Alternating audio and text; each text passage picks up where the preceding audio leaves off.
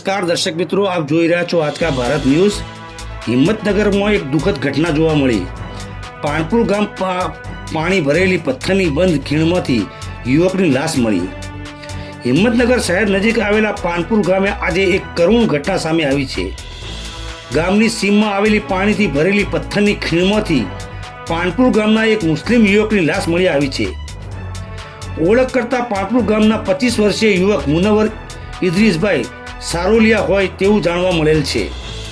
સ્થાનિક ગ્રામજનોની જાણકારી પરથી પોલીસ ઘટના સ્થળે પહોંચી હતી અને લાશને બહાર કાઢી પીએમ માટે મોકલવામાં આવી છે। આ ઘટનાએ ગામજનોને શોકમાં માહોલ સર્જાયો છે। પોલીસ દ્વારા યુવકની ઓળખ સહિત ઘટનાના કારણ અંગે તપાસ હાથ ધરવામાં આવી રહી છે। પ્રાથમિક અંદાજે અકસ્માત કે અન્ય કારણ હોવાનું માનવામાં આવી રહ્યું છે। જો કે સત્ય કારણ પોસ્ટમોર્ટમ રિપોર્ટ બાદ જ બહાર આવશે। અમારા સંવાદદાતા રિપોર્ટર રજબ શાહ, આજકા ભારત ન્યૂઝ, હિંમતનગર।